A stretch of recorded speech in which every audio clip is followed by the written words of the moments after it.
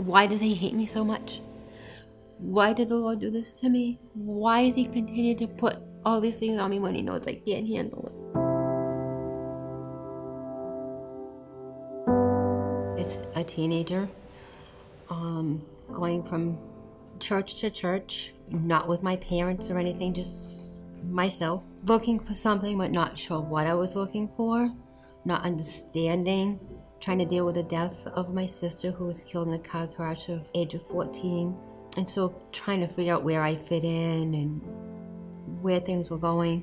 I had known George, we had gotten together, and we were also searching together for a home church and to figure out what things meant and where we wanted to be. We had our child Lexi, and I had taken ill. February 26th of 2014, I started my day as any other, going to pick up my high school students, being a school bus driver of 23 years. I went to get off the highway and turning to look for traffic. Something had popped in the neck. I had to pull over. I was instantly ill. I had to call an ambulance. Ambulance had arrived and taken me off my school bus while Lexi watched her mother being taken away. And I didn't come home for 3 years. I was in the hospital all that time. The first 3 months they couldn't figure out a diagnosis for me. They didn't know what was wrong with me. I was on life support pretty much the whole time. They had diagnosed me after 3 months of having a disease called myasthenia gravis. It's the worst form of the disease. It is an autoimmune disease with no cure.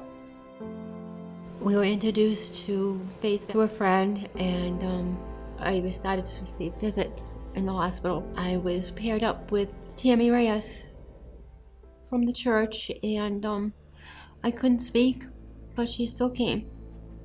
Sat by my bedside. I would talk to her, write everything on a whiteboard so she could read, and we communicated that way for a very long time. And she helped me through a lot of things I went through, and as we continued to meet weekly, sometimes a couple times a week, I learned a little bit more about the Lord and where he was taking me. Eventually I was able to wean off life support, and then I was able to start coming and meeting everyone at the church who was praying for me, even though they didn't know who I was. Colleen still wrote letters, sent cards. She had no idea who I was. And for the first time in my life, I knew this is where I was supposed to be. Having no cure, we still don't know. But at least I'm here, back home with my family and my church family, because everyone here is part of my family. My name is Sheila, and I have decided to follow Jesus.